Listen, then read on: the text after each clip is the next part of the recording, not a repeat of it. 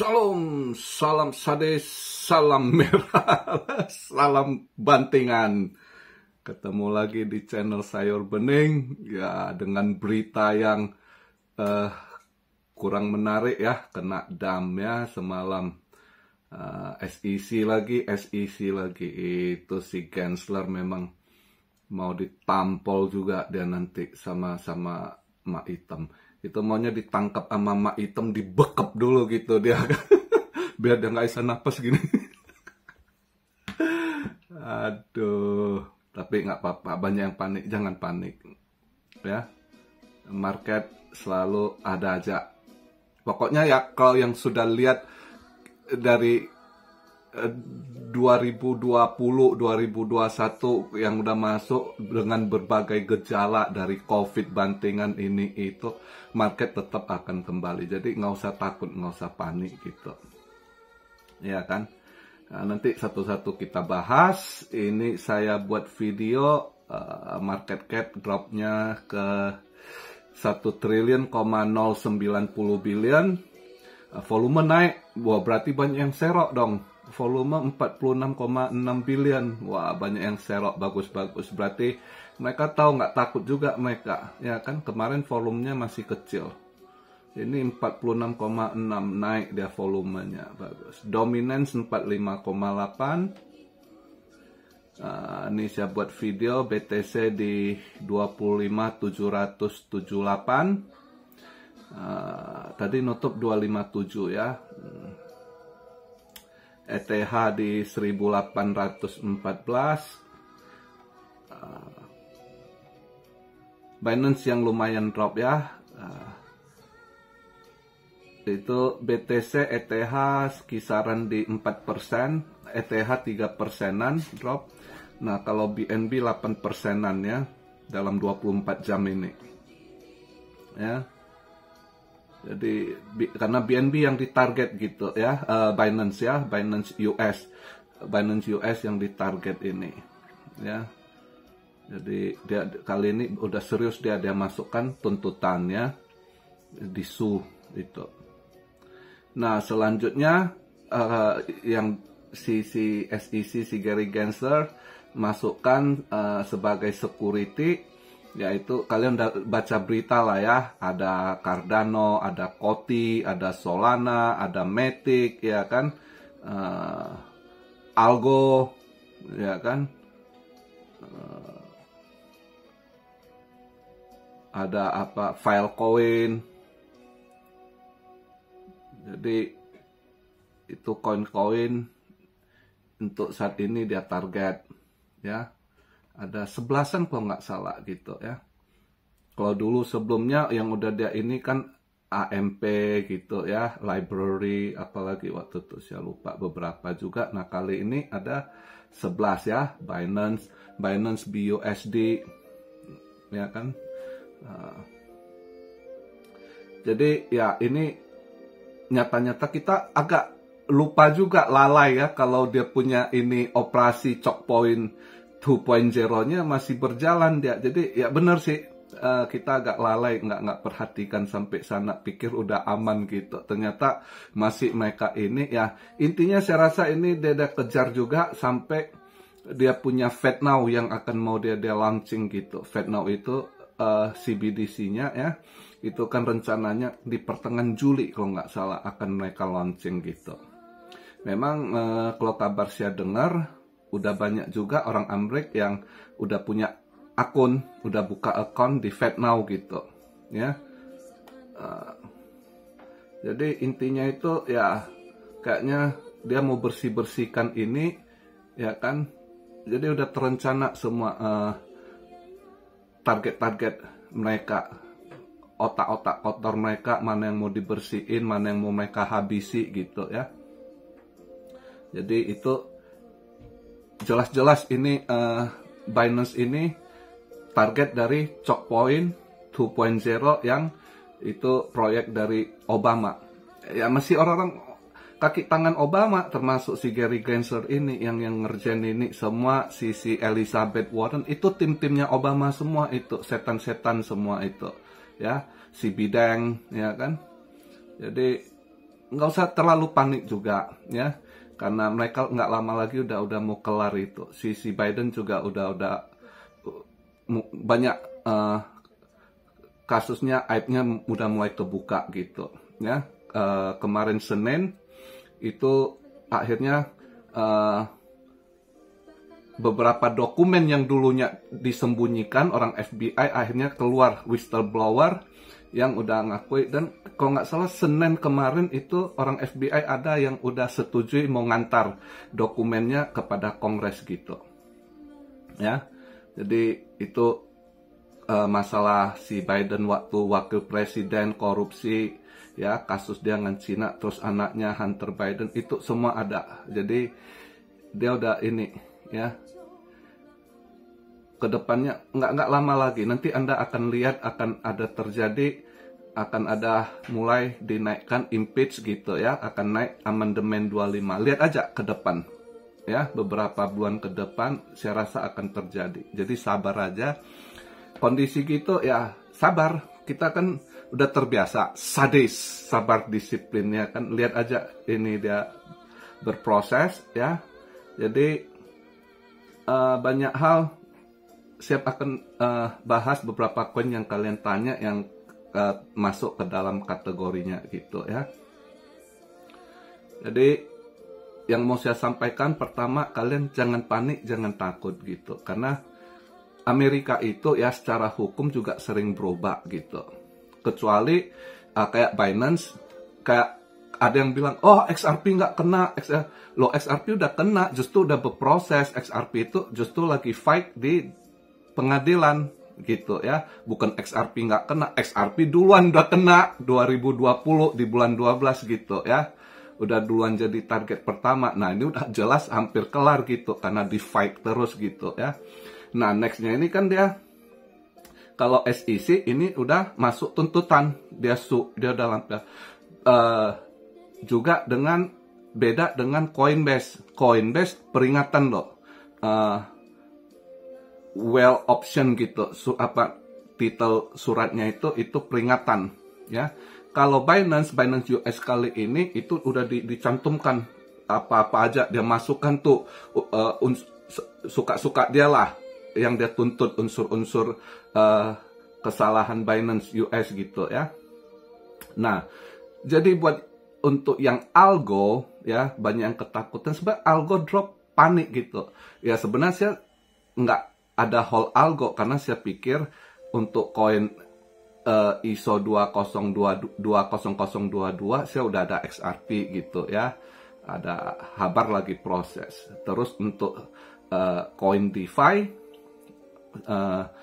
sebagai algo kayak saya juga udah ada gitu, DeFi ada Cardano ya, koin-koin yang dari profit lah bulan sebelumnya gitu ya, ada XRP, ada Cardano gitu. Maka saya nggak ambil algo karena tipe koin sama udah ada gitu.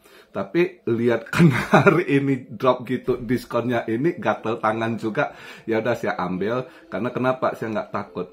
Karena banyak yang nggak tahu, panik saja banyak ya.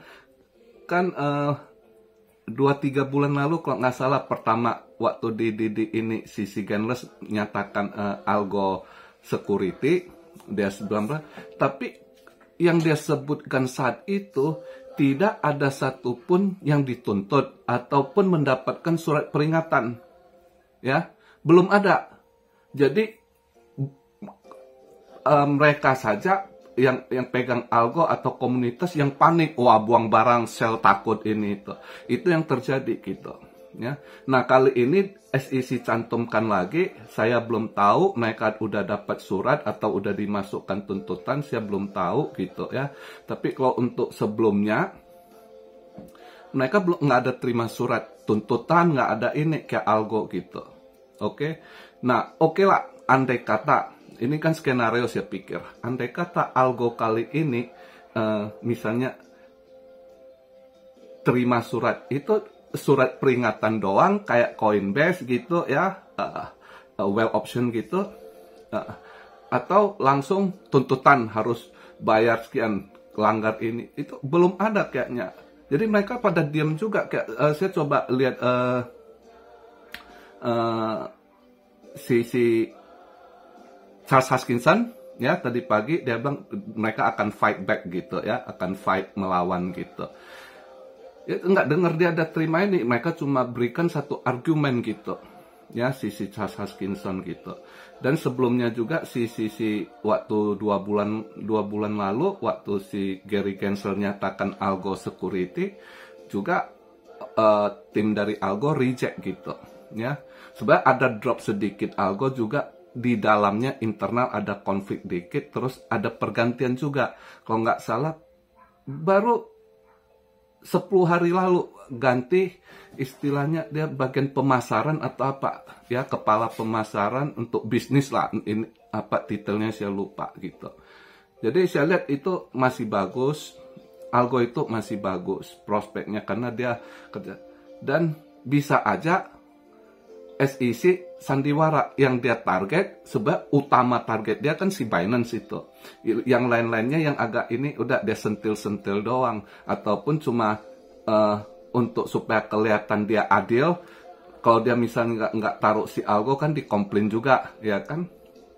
Lu masa ini? Ya mungkin sekalian ini aja, tapi di belakang dia nggak ngapa-ngapain, nggak ada kasih surat peringatan, nggak ada tuntutan. Ya sebenarnya aman andai kata itu terjadi gitu ya. Nah itu alasan kenapa saya ambil Algo tadi saya serok. Nah kedua Matic, sekalian ada yang bahas kok lihat Matic kenapa kok di ini, nggak usah takut ya. Matic target mereka taruh Matic mungkin ya gitu secara politik, mereka lihat Trump pakai Matic Polygon ya kan untuk NFT-nya, pokoknya yang musuh sama dia target gitu ya kan. Tapi nggak bakal ini, karena kenapa? Ujungnya kan dana. Siapa mau mainkan market itu, walaupun dia teriak security, kalau mau di POM ya POM nanti gitu. Ya kan? Karena Matic ini banyak sekali institusi besar yang pegang pos, yang termasuk BlackRock. Ya, BlackRock itu selain Ethereum, dia punya back besar di walletnya. Polygon itu termasuk yang banyak dia ini serok itu BlackRock ya, di dompetnya itu, di walletnya itu dia banyak pegang Polygon juga BlackRock gitu ya. Jadi kalau kakap aja ada pegang barang gitu, kita kenapa takut? Makanya saya pikir ya udah saya serok pas murah gitu ya. Jadi banyak hal nih, kalian jangan lihat berita dikit panik takut gini gitu, nggak usah, kita lihat proses aja. Cuma seperti biasa tetap kan saya bilang hati-hati gitu, kita kalau masuk ya cicil, kalau ada drop lagi ada dana tambah, kalau enggak udah biarkan, nggak usah takut. Karena walaupun sekarang Anda lihat sangkut, tetap ini udah fase yang udah mau akhir, udah akan ini, bukan fase yang turun gitu, enggak, ini dia udah mulai udah landai gitu, cuma masih ada gejolak, ada ombak gelombang yang belum ini ampas-ampas lah istilahnya, si tai si Gensler ini belum dibuang aja, tinggal kalau udah dibuang mungkin udah lebih aman. Apalagi nanti tahun depan kalau ganti kabinet baru ya kan, itu bisa aja banyak berubah. Karena Amerika setiap ganti pemerintah itu, kalau pemerintah ada yang nggak cocok itu mereka ganti rule-nya gitu ya. Ada yang bisa nggak sesuai, mereka bisa gitu. Ada yang harus lewat legislatif gitu. Nah termasuk, nah ini regulasi juga belum keluar gitu ya. Andai kata dari Kongres regulasi nanti nyatakan misalnya Algo bukan ini dinyatakan komoditas, itu lebih kuat. Itu karena kalau dari Kongres keluar nanti jadi berbentuk hukum, itu SEC nggak bisa ngapa-ngapain gitu. Makanya kemungkinan nanti mereka itu kayak Charles Hoskinson kemudian akan fight juga di regulasi gitu ya. Jadi masih proses, nggak usah takut gitu ya. Banyak hal yang berproses gitu. Jadi jangan takut, oh saya udah kayak ini dunia kiamat. Enggak. Yang secara mental mungkin Anda lihat banyaklah secara naluri manusia begitu lihat duitnya berkurang ya pasti agak panik gitu. Tapi kalau Anda tahu Anda invest itu Ya, seperti udah sering saya paparkan, Anda usaha juga kadang rugi dulu sebelum Anda untung gitu. Anda harus ngalami defisit dulu gitu. Ya kan, perusahaan-perusahaan startup banyak, itu rugi dulu, bakar duit dulu kadang mereka, yang banyak lagi, proses panjang gitu. Bertahun-tahun nanti jadi baru mereka mulai ambil keuntungan gitu. Jadi nggak perlu ditakutkan ya. Kalau yang dilihat koin-koin yang ditarget ini, kalau lihat Matic gitu, sebagian koin Solana ya kan, Solana juga masih termasuk paus-paus banyak yang pegang. Kalau mereka mau pump gitu, Filecoin gitu ya. Jadi nggak usah. Ya kalau AXS itu saya agak ragu gitu ya, karena itu gaming gitu. Kalau Sen, ya kan, Sen saya yakin masih nanti akan dinaikkan juga, karena market mereka bukan untuk Amrik aja, market mereka Sen juga gede gitu ya. Untuk market gaming NFT-nya itu masih ini. Decentraland itu yang banyak pegang ya masih grup-grupnya DCG, Digital Currency Group itu ya, orang-orang mereka yang masih inilah ya. Aksi Infinity AXS yang saya agak ragu ini siapa yang akan ini, karena itu juga agak diblok karena play to earn itu kadang alasan mereka nggak bagus buat generasi ke depan, itu malas, mereka habiskan waktu buat main game cari duit gitu ya. Itu salah satu alasan dari mereka gitu. Terus AXS ada siapa di belakang saya juga kurang ini. Lainnya overall nggak usah terlalu panik lah ya. Jadi itu yang bisa saya sampaikan di video hari ini. Jadi nggak usah memang ini choke point 2.0 itu dia masih jalan, saya rasa akan dia sampai di bulan Juli ini. Mungkin itu skenario yang udah mereka atur, itu mereka bersihkan yang mana mau ini bank-bank atau exchange mana ya kan. Nanti Fed Now digelar. Nah, kita agak ini lihat hati-hati ini, tapi nggak terlalu buat mereka Amrik sebenarnya. Kalau mereka yang Coinbase, karena dia SEC sama Coinbase ada keras juga kan, karena kemarin Coinbase kan udah mulai ngelawan gitu. Tapi dia masih dapat surat peringatan, bukan tuntutan langsung. Takutnya kali ini kalau dia mau nyekek si Coinbase juga udah bisa langsung masuk ke tuntutan gitu. Ya, jadi itu. Jadi ngopi dulu santai kita hari ini ya. Holding me ya. Nah, jadi karena market begitu ini, sedikit lagi saya paparkan kondisi politik ekonomi juga lah saya masukkan hari ini gitu. Buat kalian yang di Indo masih saya ingatkan, lihat long termnya gitu ya. Terus secara ekonomi selalu saya ingatkan buat kalian, hati-hati juga gitu. Secara ekonomi kalian harus sabar, jangan gegabah. Dalam usaha juga begitu ya. Karena kenapa pandangan saya, kalau kita lihat ekonomi Amerika, walaupun orang bilang Amerika akan rontok ini itu, kalian lihat ya, memang dia akan kelihatan jatuh, tapi nggak gimana nanti, karena semua itu udah kebaca gini. Ini kalau dilihat perkembangan politiknya, kompetisinya itu ya kan, Biden ini akan makin drop ya kan. Dia nggak dari Demokrat calonnya nggak ini, yang Demokrat justru yang mulai naik dia punya suara itu si Robert F. Kennedy gitu ya. Si Trump ini semakin naik ya. Hari ini kalau nggak salah saya lihat dia punya voting supportnya itu tambah naik gitu, udah ke 50% kalau nggak salah. Bulan lalu itu di 45% gitu ya. Semakin banyak ini support balik dia gitu.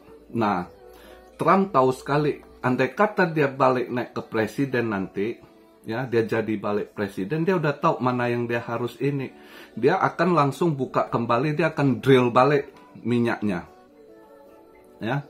Dia akan drill balik minyaknya untuk menekan inflasi, karena memang itu dia udah tahu di bawah kerjaan Biden ini sudah pengkhianat. Dia di belakangnya anaknya kerjasama sama Cina itu dan mereka rencanakan gitu. Mereka tahu sekali skenarionya. Kenapa Biden pas baru naik itu langsung dia kunci, ya kan, drill minyak di stop ini itu supaya ya itu terjadi inflasi gitu, minyak naik ya kan. Nah itu mainlah mereka di sana supaya ke green energy katanya ya kan. Sedangkan green energy Amerika mereka nggak ada rare earth buat bakteri, ini nggak ada rare earth, yang ada di Cina banyak, ya di Indonesia banyak. Cina lah produsen baterai, mereka udah bangun itu dulu. Makanya si Trump ini tahu sekali kondisinya gitu ya. Jadi siapa-siapa pengkhianat itu yang sudah jadi antek dari CCP ya, Cina, pengkhianat bangsa itu nanti akan ketahuan gitu. Mereka tinggal nanti kalau si Trump naik, kejar itu alur duit, dana, transaksi gitu ya. Itu nanti akan banyak kebuka, ketahuan gitu. Nah, andai kata Trump naik, efeknya ke Indonesia gimana? Pasti ada ngefek. Indonesia belakangan ini kan ikut tuh bermain sama para globalis ini yang green energy ini tuh. Jokowi terlalu pede sekali lah. Ya memang kita Indonesia banyak, justru rare earth-nya kita banyak juga gitu ya kan. Tapi mungkin andai kata Trump naik, itu green energy akan terstop, akan jadi lambat balik gitu ya, akan jadi lambat karena pemain besar, dana besar, walaupun mereka nggak ada itu kan duit banyak besar dari Amerika juga untuk misi green energy ya kan. Nah itu yang akan mungkin nanti ke depan Indonesia ekspornya akan drop gitu ya, ekspor litiumnya buat baterainya ini itu akan down. Nah ekonomi akan tambah lesu lagi, dimana nanti krisis ini akan negara terus dalam proses resesi gitu ya. Belum lagi imbas dari Jerman udah masuk resesi, itu pasti akan ada imbas-imbas ke negara-negara tetangga gitu. Itu pasti kedepannya negara mana lagi masuk resesi kita akan lihat gitu. Maka kenapa saya selalu ingatkan hati-hati kerja nyata. Kalau benar-benar ada uang lebih ya kalian harus ada invest gitu ya. Tapi yang kalian harus sediakan juga, ingat, dana emergency. Dana emergency itu penting gitu. Kondisi saat itu tiba-tiba Anda kehilangan kerja, tiba-tiba sakit ini itu, Anda harus ada prepare uang itu ya, dana emergency. Terus karena ke depan entah ada bencana lah akan terjadi, tsunami gitu ya atau apa. Anda lihat nanti ke depannya itu cuaca ekstrim, cuaca nggak jelas. Nah, Indonesia kan udah diingatkan El Nino ini itu ya, karena ada rekayasa. Globalis ini akan buat sedikit ini, jadi mereka sudah punya teknologi untuk rekayasa alam ya, cuaca gitu ya. Termasuk mereka mau buat gempa, tsunami itu gampang gitu. Mereka sudah ada alat teknologinya gitu ya. Jadi makanya kondisi saat tidak kestabilan ekonomi dunia, bukan negara lagi loh, ini ketidakstabilan ekonomi dunia, di mana terjadi krisis, resesi udah ini. Nah Indonesia sementara masih, kalian lihat ini kan pemilu masih ada putaran uang lah ya, yang sembunyikan dulu uang haram ini itu ya kan, itu diserak lagi ke market ya kan. Nah jadi masih ada putaran dikit lah, walaupun kalian bilang sepi-sepi ya, masih untuk 2023 ini sampai mungkin 2024 gitu ya, habis pemilu. Nah itu yang agak hati-hati. Setelah pemilu itu akan peralihan presiden ya, itu presiden baru juga adaptasi lagi. Di situ lah akan mungkin ekonomi drop lagi. Di situ yang kalian harus hati-hati ya. Itu pandangan saya masukan saya buat kalian di mana poin-poin kalian. Mas ya selalu ingatkan, hati-hati irit, jangan boros, manage betul-betul keuangan kalian, apalagi kalau cuan army yang masih tidak stabil keuangan, pekerjaan yang masih makan gaji juga pas-pasan ngatur ini itu kalian harus hati-hati, harus bener-bener atur keuangan kalian, manage. Jangan pikirkan, oh hari ini saya bisa makan, udah besok baru lihat, pikir, nggak boleh begitu. Anda harus buat satu yang long term. Paling nggak, oh ini emergency gue bisa bertahan setengah tahun, ya. Karena kalau Anda misalnya seorang yang kerja makan gaji, kena layoff, PHK, Anda cari kerja lagi, kondisi sulit. Mau berapa bulan kadang kalau Anda ya orang beruntung cepat dapat lagi, mungkin ada yang mungkin sampai berbulan-bulan belum dapat kerjaan gitu. Nah, Anda harus ada uang emergency begitu. Ya, itu satu hal yang saya sampaikan hari ini di video, supaya selalu kita harus bisa lihat future gitu. Paling nggak kita nggak ada yang tahu pasti, tapi kita harus ancang-ancang gitu, harus ada satu perencanaan. Ini kalau begini gini apa, ini kalau begitu saya harus bagaimana gitu. Itu kita udah harus prepare gitu, ya. Dengan apalagi ketidakstabilan gitu. Jadi sangat hati-hati. Nah, kalau untuk invest gitu, kripto Anda ada lebih. Kalau udah Anda sisihkan, oh ya untuk bulanan udah kepake, untuk bayar ini itu tagihan udah kelar, untuk living fee ya kan, semua udah, emergency, dana emergency udah ada sisa bener-bener uang dingin, itu baru Anda ini kan. Tapi kalau nggak ada, jangan ya.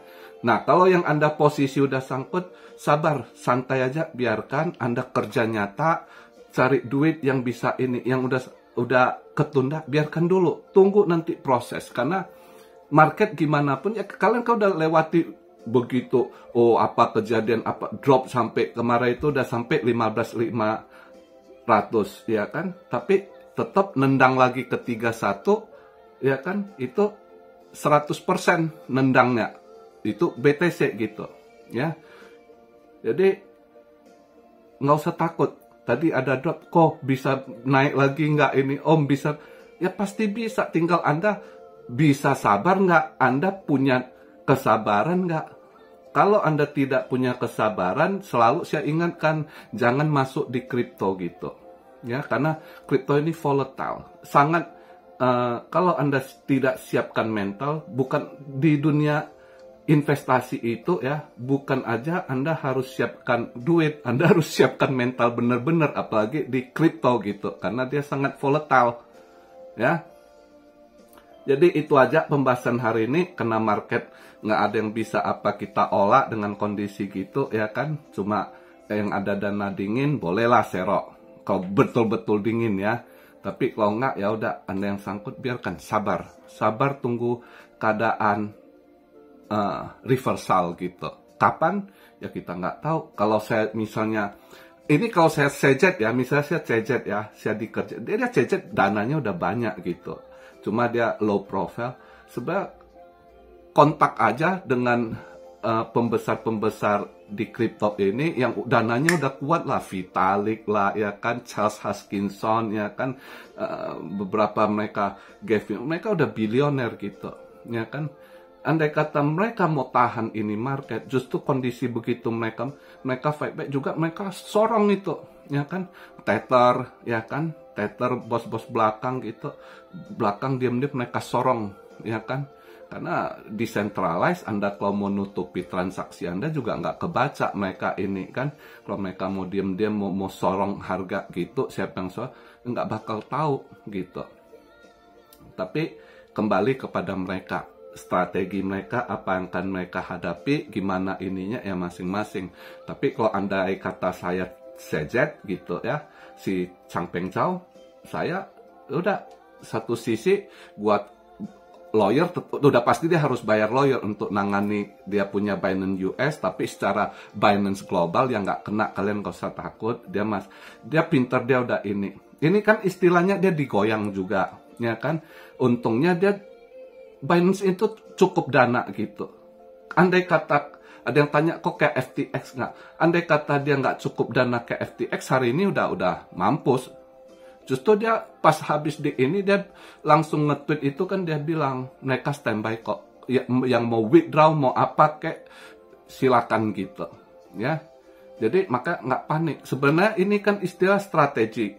Begitu keluar dari sisi SEC, tuntutan Binance, terus ini yang security apa, langsung saya rasa yang ngedam itu juga orang pemerintah, mungkin ya CIA yang dari sitaan atau mana buang barang buat orang panik, takut, oh dam nih kita harus lepas barang. Ternyata nggak terlalu gini. Binance juga langsung ini, kalian yang takut panik mau withdraw silakan, gua standby gitu. Yang artinya dia ada dana gitu. Ya sehingga market nggak jadi terlalu gimana, ya kan. Biasanya kalau yang dulu kan pas dam-dam orang takut, wah buang, tambah panik, tambah merah market. Tapi ini cukup ya sekitar $1.000 lah buangannya tadi malam kan. Nah si Binance cukup ini, dia nge-tweet, kita standby, siapa yang mau jual kita ini withdraw, nggak usah takut gitu. Binance kuat gitu. Nah di situ bagusnya dia, maka market nggak terlalu gimana ini ya. Justru ini tadi kan sempat kebuang 25.200 gitu. Ini udah bounce balik 25.700 ya, ada kenaikan 500-an ya, bagus gitu. Justru kalau saya jadi Binance atau apa kroni-kroni gitu ya, diam-diam ini lawan SEC, kalian naikkan market. Justru mereka kan pengennya itu choke point itu kan buat fear, buat takut di market ini biar tambah ngedrop gitu ya kan. Justru kalau saya jadi Binance, Charles Hoskinson gitu, kontak sesama Vita yang punya dana, kita kasih naik lagi nih market ya kan. Mau apa lu gitu sama SEC ya kan. Nah tapi ya tergantung mereka lah, sekuat mana komunitas mereka gitu. Gitu aja sih ya. Jadi hari ini pertama kali, ini juga dari si Yogi minta buat agak panjang. Pertama kali saya buat video lebih dari setengah jam. Oke, sampai di sini. Salam Siario dari Tokyo. God bless you all. Jangan panik. Be blessed, be blessed, be blessed. Immanuel. Haleluya.